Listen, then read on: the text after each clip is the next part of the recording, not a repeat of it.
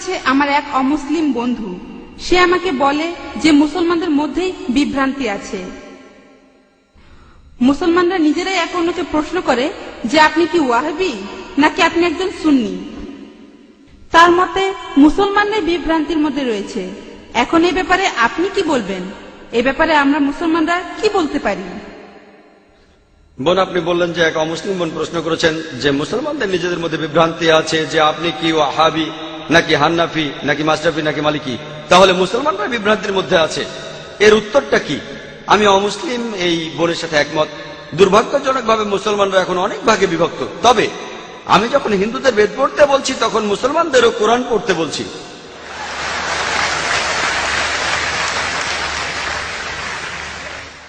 আল্লাহ পবিত্র কোরআনে বলেছেন সূরা আল ইমরানের 103 নম্বর আয়াতে আল্লাহ তাআলা বলেছেন, ওয়াতাসিমু বিহাবলিল্লাহি জামিআন ওয়া লা তাফাররাকু। আল্লাহর রজ্জু শক্ত করে ধরো আর বিচ্ছিন্ন হয়ো না। আমরা আল্লাহর রশি ধরবো, আর সেই রশি হলো পবিত্র কোরআন আর সহিহ হাদিস।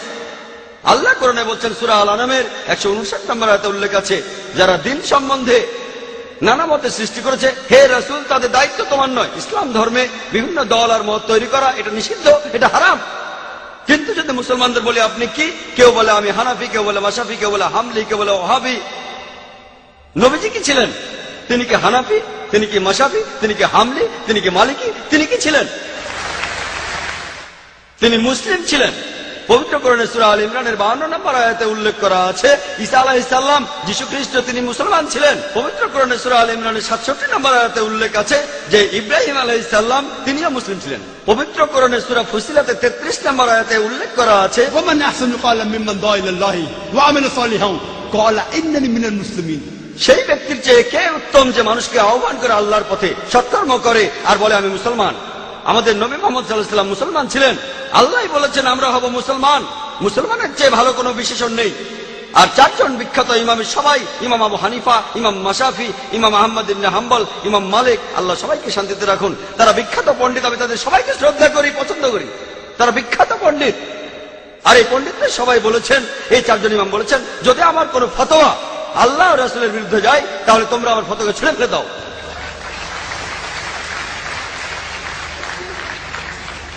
যদি ভালো করে দেখেন, এই যে ইমাম যারা ছিলেন তারা মুসলমানদের বিভক্ত করতে চাননি।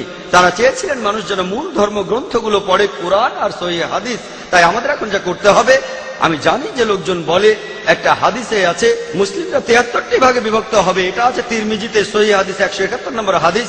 নবীজি বলেছেন ভবিষ্যতে 73টি ভাগ তৈরি হবে, ভাগ করা উচিত সেটা বলেননি।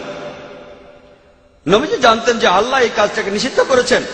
তাহলে যেটা করতে পারেন, আল্লাহ আর রাসূলকে মানেন, আর নিজেদের আপনারা যে নামে ডাকতে পারেন সেটা হলো মুসলমান।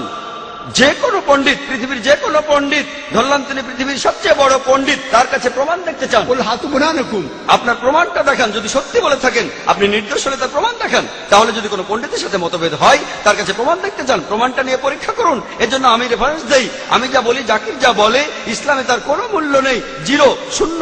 সেজন্যই বলি, জাকির বলেনি, আল্লাহ বলেছেন কুল হুয়াল্লাহু আহাদ, বলো তিনি আল্লাহ এক, অদ্বিতীয়। আমি জাকির বললে ইসলামে এটা মূল্যহীন, শূন্য।